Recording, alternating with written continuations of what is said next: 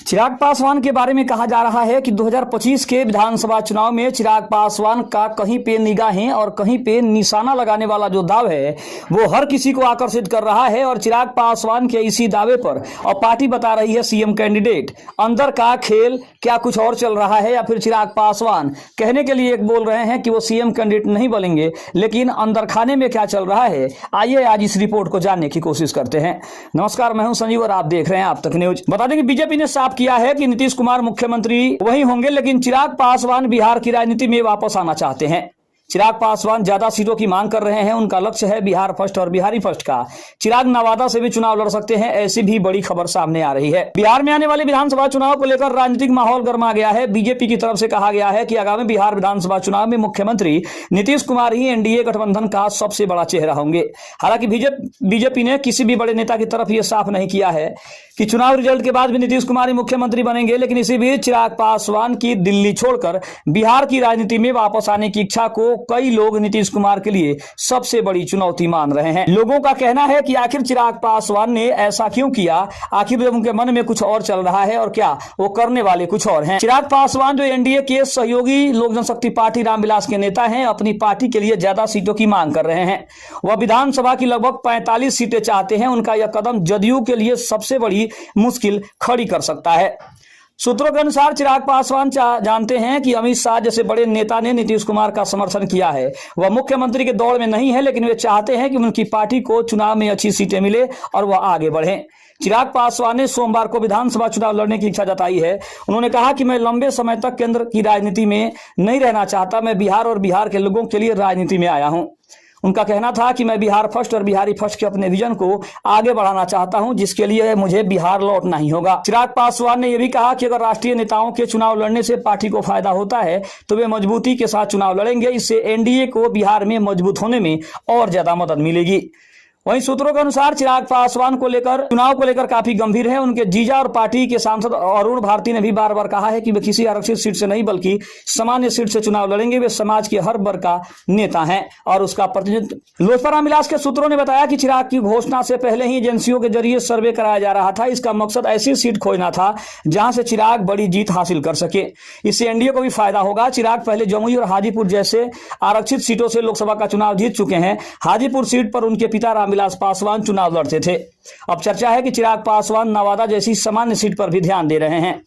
अरुण भारती ने बताया कि वे नवादा से बिहार चुनाव लड़ेंगे, यह तय हो गया है। नवादा में 70,000 भूमिहार, 55,000 यादव, 50,000 एससी और एसटी और 30,000 कुशवाहा और मुस्लिम वोटर हैं। यह एक मिलीजुली सीट है। इससे चिराग को बिहार की राजनीति से ऊपर उठकर एक चेहरा बनने में मदद मिलेगी।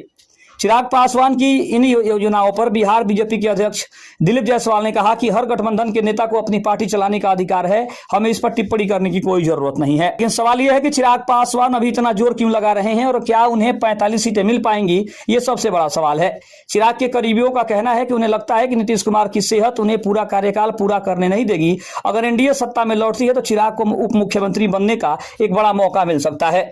फिलहाल उनकी पार्टी को 6% वोट मिले हैं और इस बार इसे बढ़ाना चाहते हैं, इसलिए वे 45 सीटों के लिए भी जोर लगा रहे हैं। हालांकि बीजेपी के एक सूत्र ने सीटों की संख्या पर प्रतिक्रिया देते हुए कहा कि जब यह बात आएगी तब हम देखेंगे कि क्या करना है।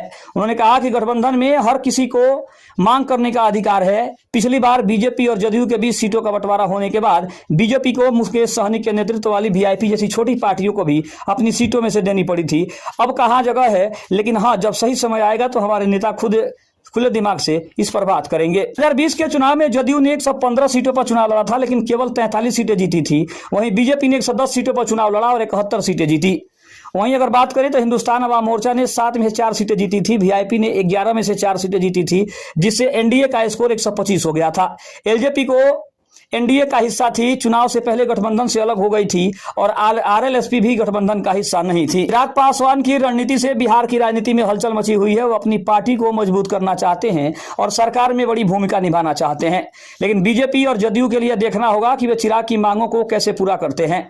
आने वाले दिनों में बिहार की राजनीति में और भी बदलाव देखने को मिल सकते हैं। सभी राजनीतिक दलों की निगाहें अब सीटों के बंटवारे पर टिकी है। यह देखना दिलचस्प होगा कि कौन सी पार्टी कितनी सीटों पर चुनाव जीतती है और किसकी सरकार बनती है। तो वहीं बात करें तो एलजेपीआर की तरफ से पोस्टर लगाकर चिराग पासवान को बिहार का मुख्यमंत्री का चेहरा बताया जा रहा है, लेकिन जानकार मानते हैं कि चिराग की प्लानिंग कुछ दूसरी है। सूत्र तो यह भी बताते हैं कि चिराग पासवान जैसे नेता भली भांति समझते हैं कि मौजूदा राजनीतिक हालात में उनका बिहार का मुख्यमंत्री बनना इतना आसान नहीं है, क्योंकि वह समझते हैं कि एनडीए में रहते हुए बीजेपी से ज्यादा ताकत हासिल करना कभी भी आसान काम नहीं है। ऐसे में जब बिहार की राजनीति करने को इच्छुक हैं तो वह चाहेंगे कि अगर अगली बनने वाली एनडीए की सरकार में उन्हें डिप्टी सीएम का पद ऑफर हो तो भी यह खराब राजनीतिक सौदा नहीं होगा। अगर चिराग डिप्टी सीएम का पद पाते हैं तो उन्हें और उनकी पार्टी को पहली बार खुलकर बिहार में काम करने का बड़ा मौका मिलेगा। चिराग पासवान और उनकी पार्टी का दावा है कि बिहार फर्स्ट, बिहारी फर्स्ट का नारा युवाओं को आकर्षित कर रहा है। वे बिहार को विकसित और समृद्ध बनाना चाहते हैं। उन्होंने युवाओं को रोजगार देने और शिक्षा को बेहतर बनाने का वादा किया है। हालांकि चिराग पासवान के सामने कई बड़ी चुनौतियां भी है। उन्हें बीजेपी और जदयू के साथ मिलकर काम करना होगा। उन्हें अपनी पार्टी को मजबूत करना होगा और ज्यादा से ज्यादा सीटें जीतनी होगी। उन्हें बिहार की जनता का विश्वास जीतना होगा। उन्हें यह भी दिखाना होगा कि वे बिहार को बेहतर बना सकते हैं, तभी जाकर वह बिहार की राजनीति में एक बड़ा लंबी रेस का घोड़ा बन सकते हैं। ऐसी भी बात है। दूसरी तरफ अगर हम बात करें तो चिराग पासवान ने पहले भी इस बात की ओर इशारा किया है कि वो कभी भी सीएम पद की लालच में बिहार की राजनीति करना नहीं चाहते, बल्कि उन्हें बिहार की जनता की सेवा करनी है और वही उनका मकसद है और इसी मकसद के साथ वो आगे बढ़ने की कोशिश कर रहे हैं। हालांकि अगर बात करें दिलीप जायसवाल की या फिर हम बात करें बिहार के दोनों डिप्टी सीएम यानी कि सम्राट चौधरी, विजय सिन्हा की, तो सभी का यह कहना है कि यह पार्टी तय करेगी कि उसे किसे डिप्टी सीएम बनाना है और किसे सीएम बनाना है। लेकिन पार्टी का साफ तौर पर कहना है कि नीतीश कुमार ही उनके सबसे बड़े नेता हैं और उनके गठबंधन दल के नेता नीतीश कुमार के नेतृत्व में ही आगामी विधानसभा का चुनाव लड़ा जाएगा। इसमें कोई दो राय नहीं है। लेकिन अरुण भारती ने, जो कि चिराग पासवान के जीजा हैं और जमुई से सांसद भी हैं, उनका साफ तौर पे कहना है कि हम सभी चाहते हैं कि बिहार में बीजेपी सीएम कैंडिडेट के लिए चिराग पासवान के नाम की घोषणा करे और हम चाहते हैं कि हमारे सबसे बड़े नेता चिराग पासवान बिहार के मुख्यमंत्री के पद पर बैठे, ताकि बिहार का विकास वो जैसा चाहते हैं वैसा हो सके। नीतीश कुमार के नेतृत्व को ना भी नकारते हुए चिराग पासवान ने यह स्पष्ट कर दिया है कि भले ही वो सीएम पद की रेस में नहीं है, लेकिन कहीं ना कहीं बिहार के सर्वोच्च पद पर बैठने की जो उनकी इच्छा है वो भी कमजोर नहीं है और ये बात सभी जानते हैं। इसीलिए चिराग पासवान ने अभी से 40 से 45 सीटों की बड़ी मांग का जो दबाव है वो बीजेपी के ऊपर डाल दिया है। अब बीजेपी कोर कमेटी को यह तय करना है कि आखिर वो चिराग पासवान जैसी पार्टियों को कितनी सीटें देती है, क्योंकि अगर हम बात करें तो चाहे वो हिंदुस्तान अवाम मोर्चा हो या फिर उपेंद्र कुशवाहा की आरएलएम हो, जदयू की नीतीश कुमार की जदयू हो, या फिर अगर हम बात करें तो